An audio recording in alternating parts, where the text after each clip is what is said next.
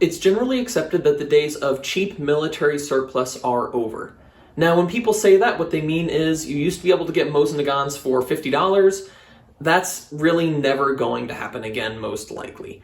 We now live in a time where most Mosin guns are around $400, and the cheapest military surplus rifles are, right now, Carcanos. They're about $200, and you can't find really ammo for them. However, even though the days of that cheap military surplus are gone, that doesn't mean that you need to completely destroy your bank account in order to take part in this hobby.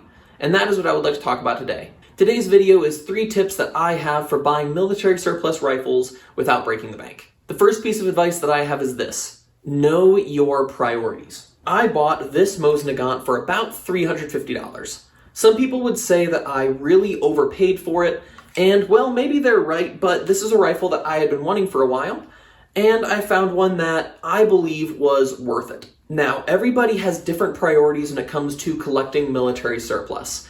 I've talked to one person who just really wants to own a PPSH-43. He's not really a military surplus guy, he just thinks they're really cool, and that's like the one thing that he wants to own. And so if that's where you are, your priority is owning a specific thing, your priorities are different than mine. My priorities are in an order of 4 things. The first 2 are tied, and it is history and shootability. So when I looked at this rifle, I saw 2 things. One, it's a Mosin Nagant, it's in 7.62x54R, it's in halfway decent shape, which means that I can shoot it, and it is in a caliber that is somewhat easy to find. And the second one is that this one was manufactured in 1943, meaning that this was a World War II rifle. That was something that I was really interested in. So as far as history goes, this checks the boxes, and as far as shootability goes, it checks the boxes there too. The next one is numbers matching. So on this gun, all of the numbers are matching. Since it's a 1943 Mosin, it does have some weird quirks, like some of the numbers are those electro-penciled in numbers, but the numbers are matching. And the fourth one, the lowest one on my priority list, is condition. You might be able to see that this rifle is not in tip-top shape.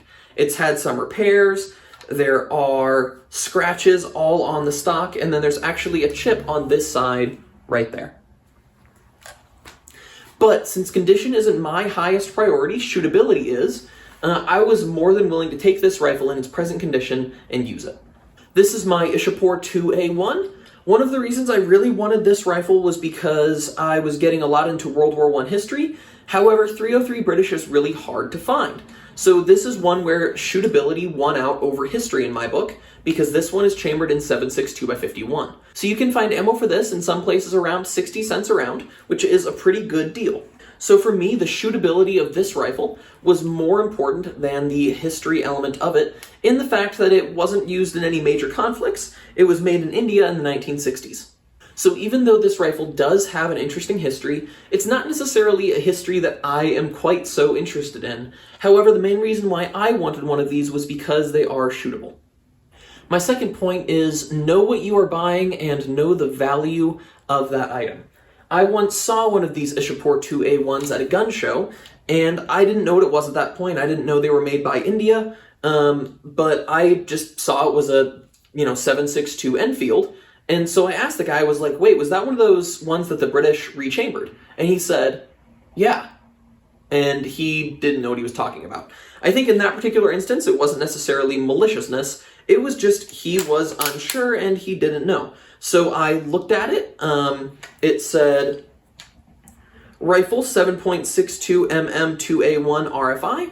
So I Googled some of those things, and what it told me was India made these. He was still charging what was a pretty decent price for it, so I don't think he was necessarily ripping anybody off.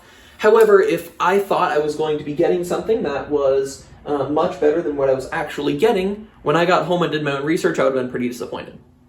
Also, at similar gun shows, I've seen situations where people have found bolt-action rifles that were made later, and they said that they were sniper rifles because they were later production bolt-action rifles, even though they weren't.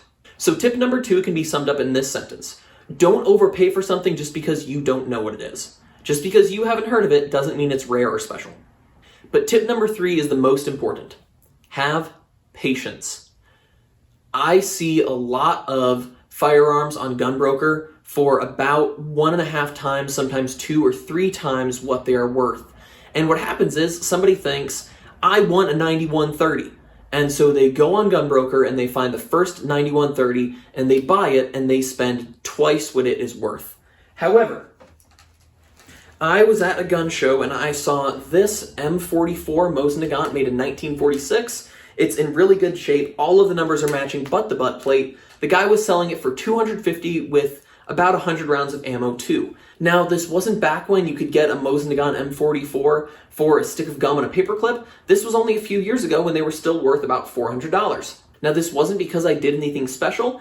I just went to a place where this rifle happened to be, and I didn't buy the first thing I saw. I waited until I found something that was in the price range that I was looking for. Just because there aren't crates of Mosin Nagants on sale at gun shows for $90 doesn't mean you can't still find deals. When you're traveling to another city, go to a different gun store and see what they have.